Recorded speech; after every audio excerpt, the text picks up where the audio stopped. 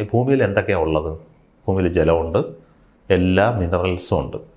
ഈ മിനറൽസ് എന്ന് പറഞ്ഞ എലിമെൻറ്റുകളാണ്. ഹൈഡ്രജൻ, ഹീലിയം, ബോറോൺ, ഹൈഡ്രജൻ, എല്ലാ എലിമെൻറ്റുകളും വന്നുണ്ടാക്കിയ ഒരു സാധനമാണ് ഈ ഭൂമി. ഈ ഭൂമി ഉണ്ടായ എങ്ങനെയാണെന്ന് വെച്ചാൽ നക്ഷത്രങ്ങളുണ്ടായി പൊട്ടിത്തെറിച്ചുണ്ടായ പൊടികളിൽ നിന്നുണ്ടായതാണ്.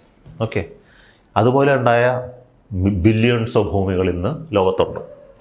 അവയെല്ലാം ഉള്ളത് ഇതേ സ്ട്രക്ചറാണ്. ഈ കാണുന്ന സാധനം പോലെ തന്നെയാണ് മറ്റേതൊരു പ്ലാനറ്റും. ഇവിടെ എന്തൊക്കെയുണ്ടോ അത് അവിടെയുണ്ട്. ക്വസ്റ്റ്യൻ വെള്ളമായിട്ടുണ്ടോ, ഐസായിട്ടാണോ, ഗ്രാവിറ്റി ഇതുപോലെയാണോ, ഇപ്പോഴും ചൂടാണോ, തണുപ്പാണോ, ടെമ്പറേച്ചർ അത് എത്തിയിട്ടുണ്ടോ എന്നുള്ളൊരു ചോദ്യങ്ങൾ മാത്രമേ ഉള്ളൂ.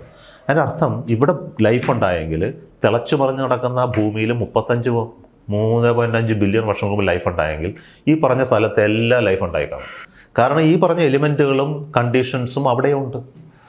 അപ്പോൾ ലൈഫ് എവിടെയും ഉണ്ടാവാം, മൾട്ടിപ്പിൾ ടൈംസ് ഉണ്ടാവാം. പക്ഷെ അത് കണ്ടിന്യൂ ചെയ്യുമോ, അത് പ്രോഗ്രസ് ചെയ്ത് ഇവോൾവ് ലൈഫായി മാറിയെന്നോ, ഇന്ന് നമ്മൾ കാണുന്ന DNA-യും ATPയും ഒക്കെ ചേർന്ന ഓക്സിജനെ യൂസ് ചെയ്ത് ജീവിക്കുന്ന ലൈഫായിട്ട് മാറിയെന്നോ എന്നൊന്നും എനിക്ക് അറിഞ്ഞുകൂടാ.